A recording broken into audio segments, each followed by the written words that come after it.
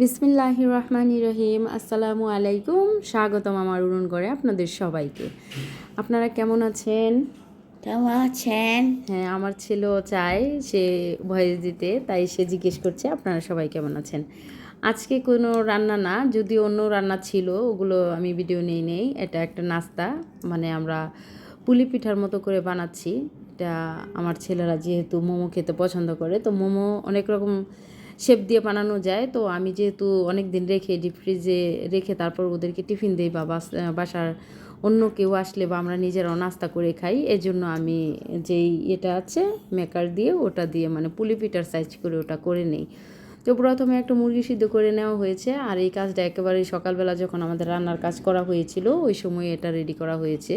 যদিও একটা নাস্তা বানাতে বা কাজ করতে সারাদিন চলে যায়, মানে অর্ধেক করে এই বেলা ওই বেলা রান্নার কাজটা সকালের দিকেই সেরে নেওয়া হচ্ছে, আর বাকি কাজটা আমরা বিকেলের দিকে করব। তো সকালে ওই রান্না পর্যন্ত আমাদের মুরগিটা প্রসেসিং একবারে কমপ্লিট রেখে দিয়েছি।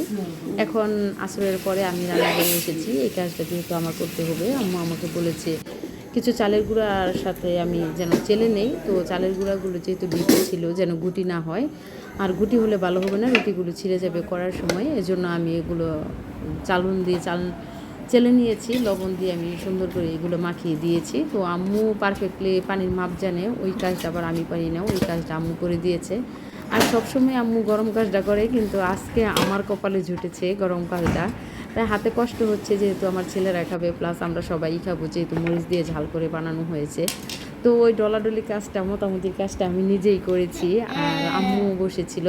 আর ফার্স্টে আম্মু অন্য কাজে ব্যস্ত ছিল, আমাকে বলেছে ফার্স্টে করার জন্য। তো আমি হয়তো বা 7-8টার মতো পুলি পিঠার সাইজ দিয়ে এইগুলো করেছি, ভিতরে মাংসের পুর দিয়ে। তো আমি এগুলো করার পরে দেখছি এক হাতে করছি আর এক হাতে বানাচ্ছি, এগুলো লেগে যাচ্ছে, আমার ভালো লাগছে না, বিরক্ত হয়ে যাচ্ছি যেহেতু আজকে আমি শুতে পারলাম না। তো আম্মুকে বলেছি আম্মু যেন এগুলো করে, তো সবগুলো পরে আম্মু লাস্টে এসে বানিয়ে দিয়েছে, আমি শুধু রুটি করে দিয়েছি। আমাদের বানানোগুলো শেষ। ভালো থাকবেন সবাই, আল্লাহ হাফেজ।